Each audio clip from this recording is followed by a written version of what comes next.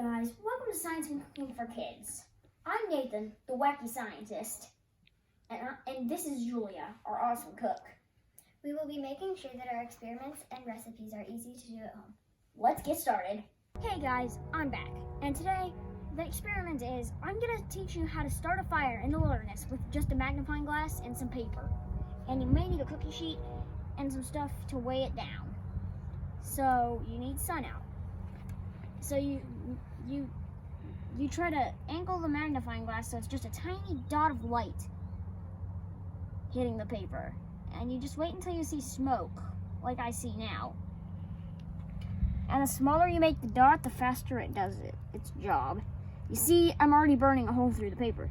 See that? Cool, right? The reason it does this is because the magnifying glass magnifies the light from the sun and makes it hot.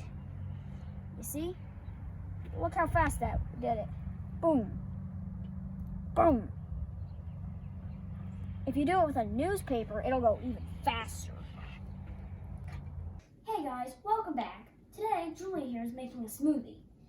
So we're going to use 3 strawberries, 1 banana, and 1 cup of milk. So first I've already peeled my banana, so I'm just going to go ahead and put the banana in the cup. And then I'm going to put the 3 strawberries in. And then I'm going to pour my 1 cup of milk. You can use whatever type of milk you want to use.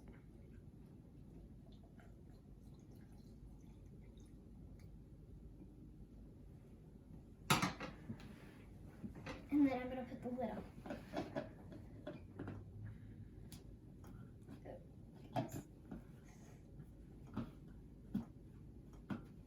Here, let me get it, Julia. Okay, you can do it.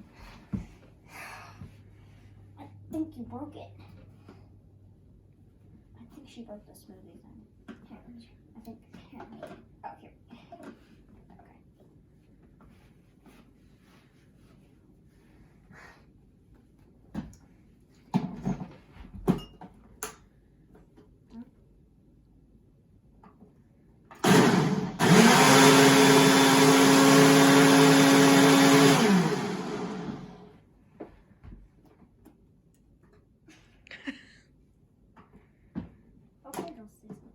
Alright, so And there's the strawberry banana smoothie.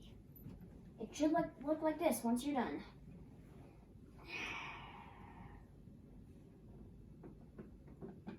This looks good. Here, hold the straw real quick. Hold this. Hold this so I can pour this in. I can't wait to taste it.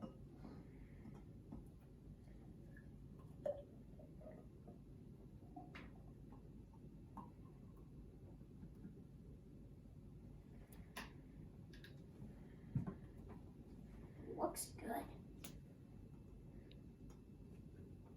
Tastes good too. Hey guys, back with the bonus video. We're doing a little experiment here that includes pepper, water, food coloring, and dish soap. And you're gonna need a plate or a bowl. A plate that slants upward a lot, and you can fit a lot of water on there. So first, you're gonna put a bunch of pepper on the surface of the water.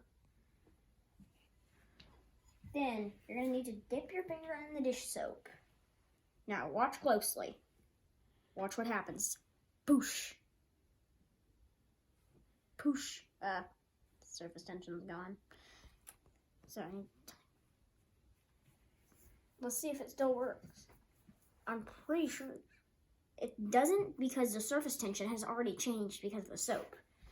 So if you want to do this twice, you'll have to get more water. The reason why this happens is the soap touches the water and it changes the surface tension, so the pepper here doesn't float anymore. Hey guys, hope you enjoyed our video. Be on the lookout for our next videos.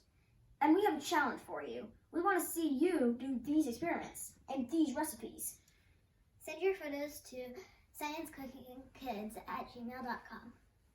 Bye!